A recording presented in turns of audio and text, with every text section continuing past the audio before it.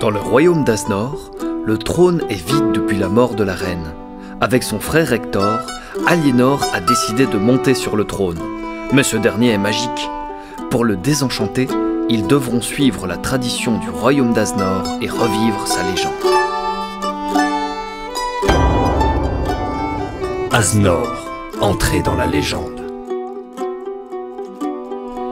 Il était une fois une jeune fille du nom d'Aznor qui avait entendu parler de différents peuples vivant dans sa région. Un beau matin, elle décide de se mettre en route afin de les découvrir. En suivant le cours d'une rivière, Aznor aperçoit des petites huttes flottant sur l'eau.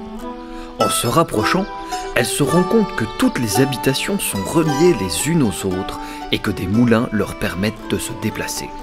Mais ce qui la frappe encore plus, c'est tout ce monde qui s'active, répare, débat, fourmille. La jeune fille aperçoit un peu plus loin la construction d'une immense tour à vapeur où chacun y met du sien. Elle veut poser une question à un des habitants qui a l'air très pressé, comme tous les membres de ce peuple. Hélas, il n'a pas le temps de lui répondre. Elle aperçoit alors la hutte du plus vieux et du plus sage d'entre eux, qui, lui, aura probablement un peu de temps à consacrer à Aznor et à ses questions. Pardon, monsieur. Bonjour, mademoiselle. Qui êtes-vous? Pourquoi vous courez tous comme ça? Bien, vous êtes ici chez les Idrias, voyez-vous.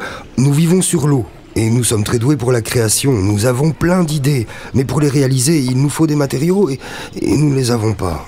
Vous n'avez jamais trouvé de solution? Mais vous nous avez bien regardés? Pensez-vous que nous avons le temps? Elle se remet donc en route, non sans admirer une dernière fois l'ingéniosité et la créativité des Idrias. En continuant son chemin, elle arrive dans une nature de plus en plus verte et abondante. Elle rencontre alors les Polygrénois. Ce peuple vit en harmonie avec la nature qu'il connaît très bien et qu'il respecte. Leur maison se dresse au beau milieu de luxuriantes forêts, bordées de grands champs dans lesquels les Polygrénois font pousser toutes sortes de cultures. Mademoiselle! Mademoiselle, vite venez! Nous allons récolter les graines de javiboisier! Dépêchez-vous! Vous savez, ce sont des graines très spéciales. On ne peut les récolter qu'1 jour par an. Et pour les récolter, il faut les mettre directement dans l'eau. D'ailleurs, vous avez vu, nous avons rassemblé toute l'eau du pays ici. Bon, malheureusement, il ne nous reste plus rien pour arroser les autres plantes.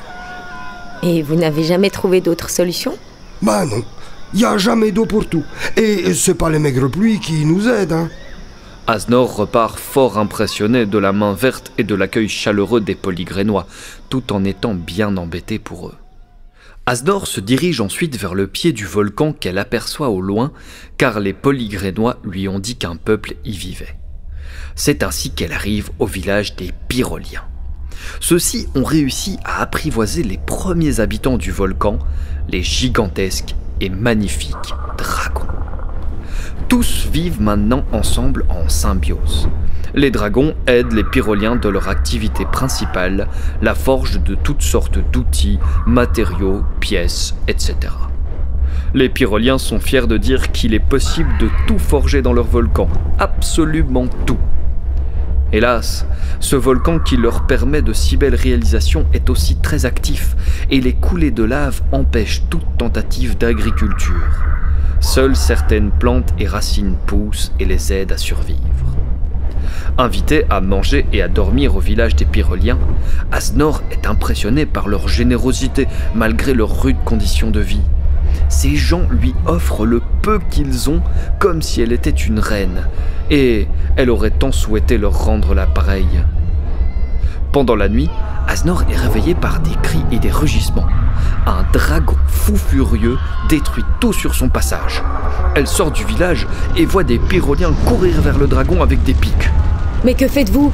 Les dragons sont censés vous aider. On ne comprend pas, celui-là est devenu complètement fou. Il brûle nos maisons, il détruit le peu de nourriture que nous avons, il fait peur aux enfants, non, il faut le chasser. C'est alors qu'Aznor remarque des épines cruellement plantées dans la queue du dragon. N'écoutant que son courage, elle se précipite vers le dragon et arrive, au terme de bien des acrobaties, à retirer les épines du dragon qui se calme aussitôt et redevient inoffensif. Cette nuit-là, les Pyroliens font la fête pour célébrer le courage et l'intelligence d'Aznor.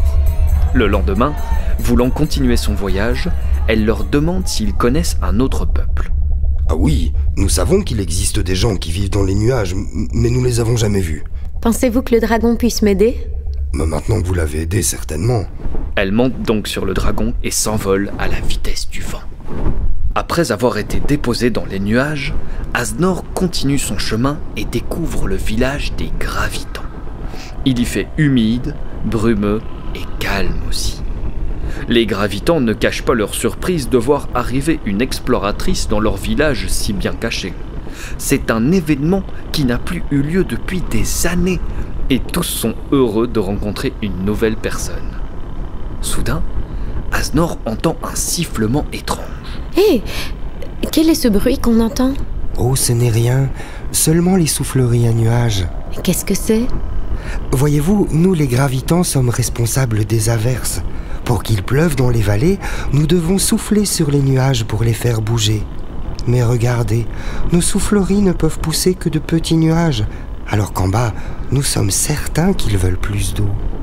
Aznor est impressionné par leur sens des responsabilités et souhaite les aider eux aussi. Après toutes ces rencontres, Aznor descend de la montagne et réfléchit. Pour elle, il n'y avait pas de problème, seulement des solutions. Elle se dit qu'il faut que tout le monde collabore. Elle contacte les 4 peuples pour leur proposer et les convaincre d'unir leurs forces en un seul et même royaume.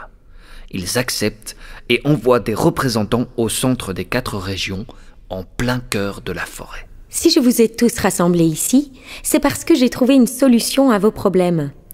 Seuls, vous ne pouvez rien, mais ensemble, je vous explique.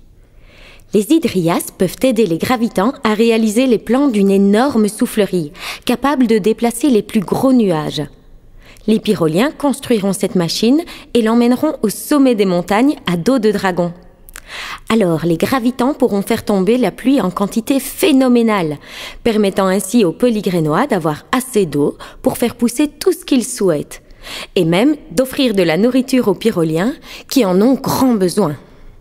Tous se mettent alors à l'ouvrage, et après des mois de travail, lorsque tous les peuples se réunissent autour d'un gigantesque banquet comme nul n'en a jamais vu, les sages de chaque village décident de nommer Aznor souveraine et de créer le royaume d'Aznor.